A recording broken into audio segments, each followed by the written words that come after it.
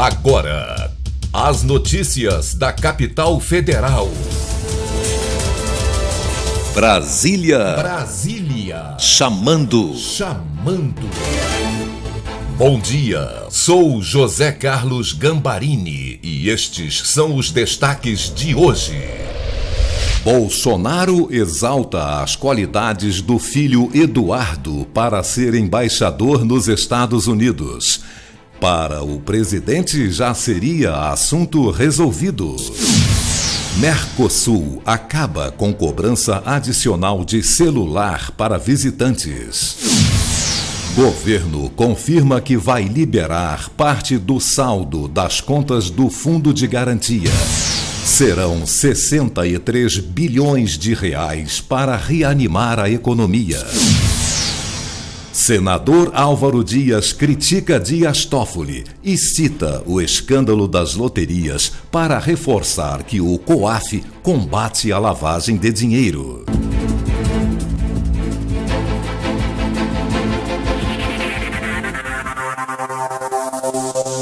Para reanimar a economia, o governo vai liberar até 35% dos saldos das contas ativas do Fundo de Garantia. A medida é parecida com a do governo Michel Temer, que permitiu o saque das contas inativas do FGTS e teve forte repercussão no comércio. As contas ativas são aquelas que estão recebendo depósitos da empresa em que o trabalhador está empregado. Quando ele deixa o emprego, a conta se torna inativa. O FGTS só pode ser sacado em situações especiais. O presidente Jair Bolsonaro confirmou a liberação de parte do FGTS dos trabalhadores na ativa.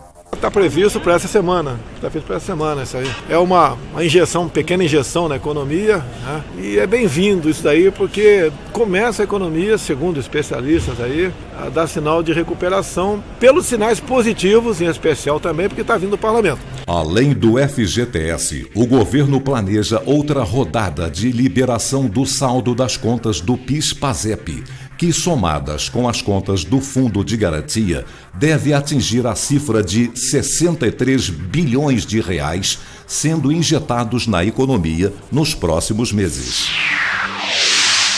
O presidente Jair Bolsonaro concedeu entrevista na Argentina após a reunião de cúpula do Mercosul. O assunto dominante foi a indicação de seu filho, deputado Eduardo Bolsonaro, para embaixador nos Estados Unidos. O presidente exaltou as qualidades do seu filho e disse que, se dependesse dele, o assunto já estaria resolvido e Eduardo comandando a representação brasileira em Washington. A questão do Eduardo, o que eu vejo, né? Nós pais queremos que nossos filhos sejam melhores do que nós. A formação dele, né? Ele, por exemplo, ia sair do Brasil quando pedia para ele prestar um concurso, ele prestou um concurso da Polícia Federal, ele ia morar nos Estados Unidos. Aí depois ficou, ele estava também meio preocupado, né? Ele queria algo mais, né? Daí eu se candidatou a deputado federal por São Paulo, custo zero. Zero praticamente a campanha dele. Na U, depois de 4 anos, aconteceu essa enxurrada de votos, né? E ele ganhou notoriedade, tem rodado o mundo todo, tem uma amizade com a família Trump.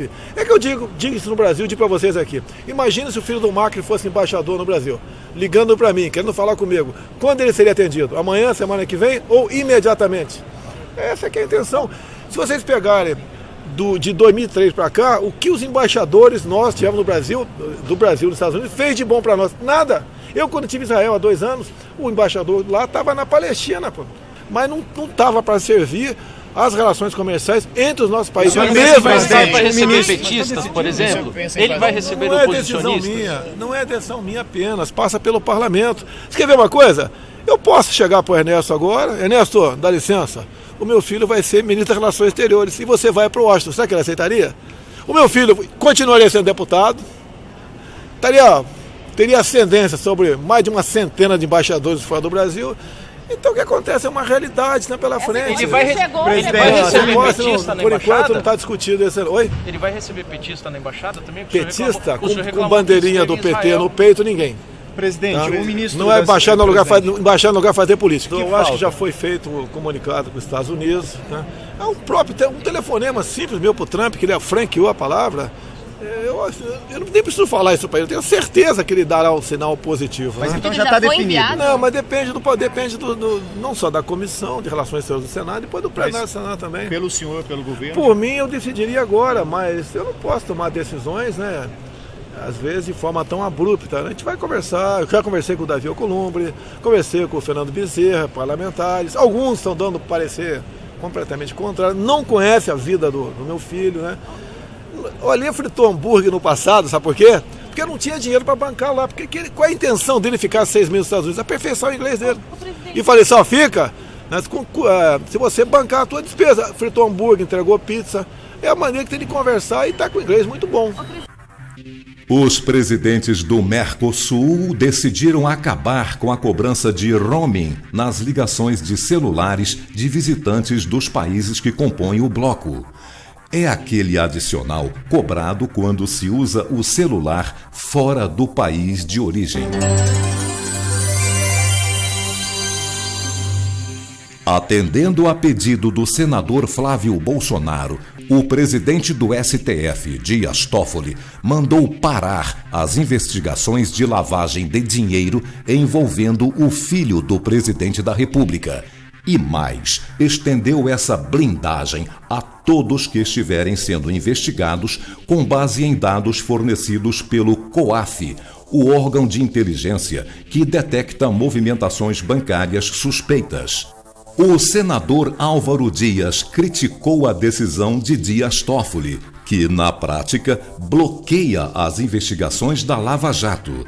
Vamos ouvi-lo. Todos concordamos com a necessidade do Supremo Tribunal Federal rever essa decisão monocrática do presidente Dias Toffoli, sob pena de colocarmos em risco a Operação Lava Jato.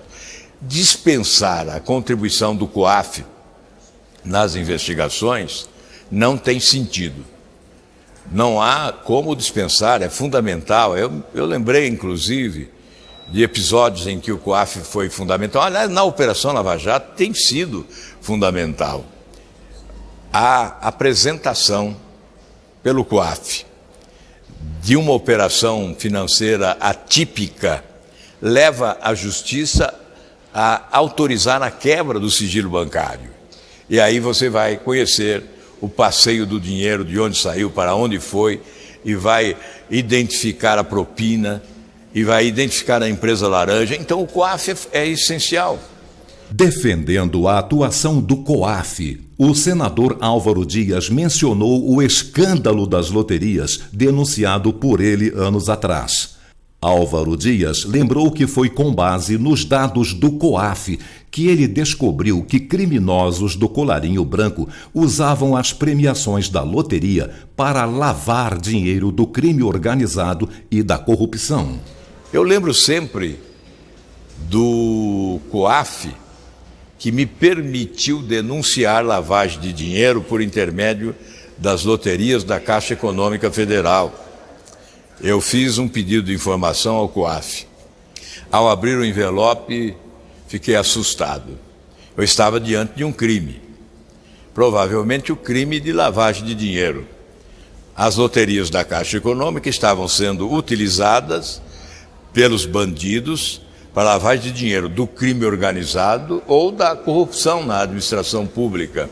Arquitetava-se um conluio entre gente de lotérica, funcionários da Caixa Econômica, que avisavam os ganhadores, indicavam quais foram os ganhadores.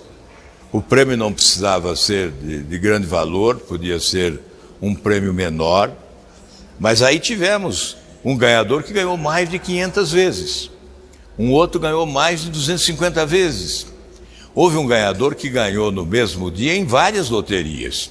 O senador Álvaro Dias explica como funcionava, ou ainda funciona, a lavagem de dinheiro com premiações da loteria. Então isso ficava patenteado, existir uma quadrilha operando e promovendo a lavagem de dinheiro.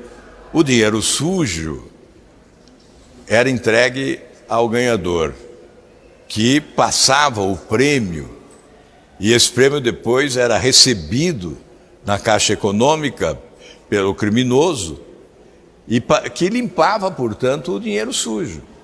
Ele fazia uma substituição de dinheiro sujo por dinheiro limpo. E isto estava ocorrendo reiteradamente. Nós fomos à tribuna e denunciamos. Depois o Fantástico fez uma matéria, filmou os documentos que eu possuía. Eu entendi que eu não tinha o direito de ocultar um crime. E o que ocorreu? Ocorreu que não tivemos mais notícia de lavagem de dinheiro por intermédio das loterias da Caixa Econômica. Os criminosos não foram julgados, eles não foram apanhados, mas interrompeu-se o processo, interrompeu-se a prática daquele crime com a utilização dos recursos das loterias da Caixa Econômica Federal. E por hoje é só.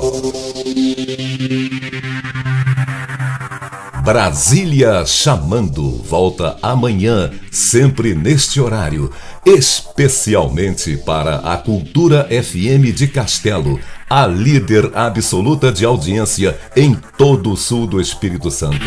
Até lá!